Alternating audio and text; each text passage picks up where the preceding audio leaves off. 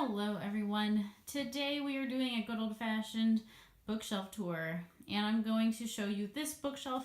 I have another one, but it's kind of full of books that I don't think would really interest you, but maybe I'll do that one another time. All the books on the top there, high finger, all the books on the top there are books that I have read. Books on this side I have not read, and then books on this side I have read. And so without further ado, we're just going to jump into this because I think it's going to take a while. And there's the bottom of the bookshelf as well. Pretty tall bookshelf. And let's just start at the top, shall we? So on this side, I have my box set of The Chronicles of Narnia by C.S. Lewis. Book number 1 is The Magician's Nephew. Book number 2 is The Lion, the Witch, and the Wardrobe. Book number 3 is The Horse and His Boy. Book 4, Prince Caspian. Book 5, The Voyage of the Dawn Treader, which was always my favorite one. Book 6, The Silver Chair. And Book 7, The Last Battle. Next up, we have The Time Quintet by Madeleine L'Engle. And these are not my original copies. As you can see, they haven't been broken into yet. They are brand new. I bought them because I replaced my old copies from childhood that I read like a zillion times. The first book in the series is A Wrinkle in Time, which, has anyone seen the movie? I have not seen the movie yet. I'm afraid to watch it because I don't want it to ruin my Wrinkle in Time experience. So if you've seen the movie, let me know. Then book number 2 is A Wind in the Door. Book number 3 is A Swiftly Tilting Planet.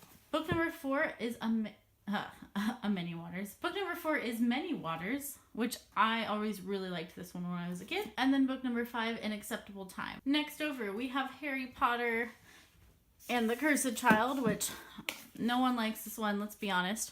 I have the paperback editions of Harry Potter, and we have Harry Potter and the Sorcerer's Stone, Harry Potter and the Chamber of Secrets, Harry Potter and the Prisoner of Azkaban, Harry Potter and the Goblet of Fire, Harry Potter and the Order of the Phoenix, Harry Potter and the Half-Blood Prince, which is actually maybe my favorite book, and Harry Potter and the Deathly Hallows. I can't actually decide if 6 or 7 is my favorite.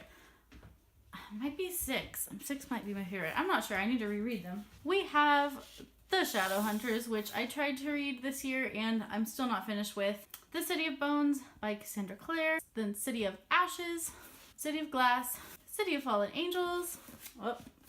Literally falling over. City of Lost Souls. And then number 6 in the TMI series is actually on my TBR shelf, which I will show you in a little bit. And then we have The Infernal Devices, book 1, Clockwork Angel, book 2, Clockwork Prince. And again, you'll notice that book 3 is missing. It's because it is in my TBR shelf. Then over here we have Save the Date by Morgan Matson, which I really enjoyed as a nice light summer read. Oh, Scythe by Neil Shusterman. The Name of the Rose by Umberto Eco. I super need to reread this. I haven't read this since high school, and I don't remember anything. And then over here, I have my not so great edition of Lord of the Rings. I would really like to get them separate instead of a bind-up of one, and this bind-up's just kind of tattered and torn, and I just could use a facelift for the Lord of the Rings. And then, of course, we've got The Hobbit over here. And moving on down to the next shelf of books that I have read. And I'm sorry, everything's going to be crooked because I have, like, the worst tripod in the world. There, that's slightly better. This shelf contains mostly classics, and then there's some random non-classics over there that are just hanging out. This shelf is double stacked. First we have David Copperfield by Charles Dickens. Next we have A Tale of Two Cities by Charles Dickens. Pride and Prejudice by Jane Austen, which I listened to on audiobook. Big mistake. I need to read this hard copy and hopefully I'll like it better. I think I hated the book because I hated the audiobook. The Adventures of Sherlock Holmes by Sir Arthur Conan Doyle. The Call of the Wild by Jack London. Haven't read this in many moons, and look at this cover right now. It's just like, isn't that the most 70s cover you've ever seen in your life? Next up, I have my Shakespeare collection. I have read all of these. I love me some Shakespeare. Measure for Measure, Twelfth Night, Antony and Cleopatra. I don't know why I have the No Fear version of this, and that's the only one I have in this version, but I do for some reason. And then I like these because they make a rainbow. As You Like It, Hamlet, The Tempest, Macbeth, which I love Macbeth. It might be my favorite Shakespeare of all time. Julius Caesar, not my favorite. King Lear, also not my favorite. Romeo and Juliet, definitely one of my favorites. Over here, I have the first 3 books in the Inheritance cycle. I apparently never finished it. Someday I would like to reread them and then read the 4th book. These books are Aragon by Christopher Paolini, Elidist, and who actually knows how to pronounce this? Because I don't. Is it Brazinger? We're going to go with that. Next up, we have The Hunger Games by Suzanne Collins. And yes, I have only read the first book. I don't even own book 2 and book 3. So, shame on me. The Princess Bride by William Goldman. Anansi Boys by Neil Gaiman. And finally, One Flew Over the Cuckoo's Nest by Ken Kesey. Kesey? I don't know. Alright, now for the books that were behind those books. The Time Machine by H.G. Wells. Wuthering Heights by Emily Bronte. 1984 by George Orwell. Brave New World by Aldous Huxley. The Lord of the Flies by William Golding. And for some reason I rated this 5 stars on Goodreads in high school, but I don't remember liking it that much. So I don't know what I was thinking, but I need to reread this one and see if it's actually a 5-star book for me. I kind of feel like it's not. And then this is literally the saddest copy of Jane Eyre you've ever seen. Oh, it's so sad that it doesn't even want to stay up. Anna Karenina by Leo Tolstoy. Death of a Salesman by Arthur Miller. I'm not going to pull these out, I think, because I don't feel like it. We have The Prince by Machiavelli in the bottom. We have Candide by Voltaire. We have Things Fall Apart by Chinua Achebe. Heart of Darkness by Joseph Conrad. The Dubliners by someone. Oh, James Joyce, obviously. Frankenstein by Mary Shelley is one of my favorite classics of all time. North and South by Elizabeth Gaskell, also one of my favorite classics of all time. I don't know what this is doing here. This is my husband's book. It snuck in here somehow. And up here we have Heidi by Johanna Spyri and Dracula by Bram Stoker. Didn't love Dracula. Mrs. Dalloway by Virginia Woolf. Really love Virginia Woolf. Their Eyes Are Watching God, or Eyes Were Watching God by Zora Neale Hurston. And A Christmas Carol by Charles Dickens. Over here we have, I'll actually pull these ones out. Narrative of the Life of Frederick Douglass, an American Slave, written by himself. Arthur Miller, The Crucible. Why are my Arthur Millers not together? We are gonna fix that. Here you go. Here, Millers, stay together. And The Misanthrope and Other Plays by Molière.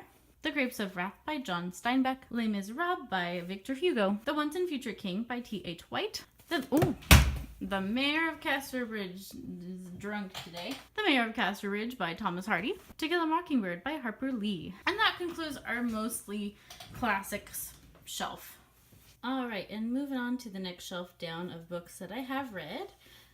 This is mostly like contemporary fiction or some literary fiction is kind of the theme of this shelf. First we have The Brief Wondrous Life of Oscar Wilde by Junot Diaz, Life of Pi by Yann Martel, Ready Player One by Ernest Cline, The Curious Incident of the Dog in the Nighttime by Mark Haddon, The Memory Keeper's Daughter by Kim Edwards, Memoirs of a Geisha by Arthur Golden, which may be my favorite book that I read this year. I'm not sure. Really enjoyed this one. Eleanor Oliphant is Completely Fine by Gail Honeyman. Also read this one this year. Haruki Murakami, Absolutely on Music. Conversations with Seiji Ozawa. The Wind-Up Bird Chronicle by Haruki Murakami. And Kafka on the Shore by Haruki Murakami, which was the first Haruki Murakami book that I've read. I wish I have read more. I've only read those 3 so far, so maybe in 2019. The Bean Trees by Barbara Kingsolver. My Sister's Keeper by Jodi Picoult. Vanishing Acts by Jodi Picoult. I don't know if I'm pronouncing her name right actually, but we're just gonna go with that. Plain Truth by Jodi Picoult. One of my favorites by her. And The Pact by Jodi Picoult. Next up we have Harriet Jacobs, Incidents in the Life of a Slave Girl, written by herself. Black Boy by Richard Wright. The Blind Assassin by Margaret Atwood. Watership Down by Richard Adams. The Screwtape Letters by C.S. Lewis. Till We Have Faces by C.S. Lewis. The House on Mango Street by Sandra Cisneros. And finally, The Color Purple by Alice Walker. And we have made it to the last shelf where I have stored books that I've read so far. I have another shelf down here. I'll just show you real quick. It's just, oh, camera's moving. This shelf below it is just some random books from childhood and some yearbooks, and now you know where I went to high school. Oops. So I'm not going to take these out, but you can just kind of see what's there. The shelf is kind of random. There's like some middle grade children's literature. There's some Stephen King. There's some manga. I don't know what's going on with this shelf. It's just a hot mess. We have Slaughterhouse-Five by Kurt Vonnegut. The Scarlet Letter by Nathaniel Hawthorne. Teach Like Your Hair's on Fire by Rafe Esquith. The Chosen by Chaim Potok. I probably said that wrong. You're just going to have to take my word for it that this is Stephen King, the Tommy Knockers, and it's just falling apart utterly and completely. Should probably get a different copy. And shout out to any Reliant K fans out there, but the complex infrastructure known as the female mind by Reliant K. Oh, hi cat. Cattail in the way. Kitty, no. Kitty move. First we have A Passage to India by E.M. Forster. The Great Gatsby by F. Scott Fitzgerald. A collection of Franz Kafka works, The Metamorphosis in the Penal Colony, and other stories. A collection of the best poems ever. Fruits Basket Volume 1 by Natsuki Takaya. Fruits Basket Volume 2, and Fruits Basket Volume 3. Black Beauty by Anne Sewell. The Little White Horse by Elizabeth Goudge. Love this one. And then we have 3 of my favorite books of all time. Charlotte's Web, The Trumpet of the Swan, and Stuart Little, all by E.B. White. Speak by Laurie Halse Anderson. The Five People You Meet in Heaven by Mitch Albom. Jacob Have I Loved by Catherine Patterson. The Little Prince by Antoine de Saint-Exupéry. Probably said that wrong. Fun fact, I read this for the first time in French. In AP French in high school. I actually read it in French. I don't think I could do it anymore.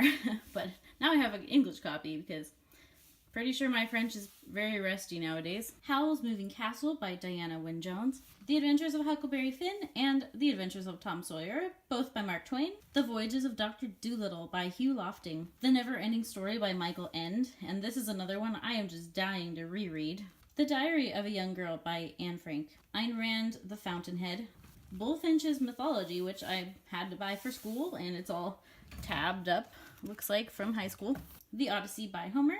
Poet's Choice by Edward Hirsch, a compilation of different poetry. This really weird copy of 18 Best Stories by Edgar Allan Poe, and Tales of Mystery and Imagination by Edgar Allan Poe. Alright, so that's going to conclude my bookshelf tour of the books that I have read on my bookshelf. I will be posting another part 2 of my bookshelf tour where I tell you all of the books that are on my TBR shelf. I hope you enjoyed this video, and I'll see you next time. Bye-bye.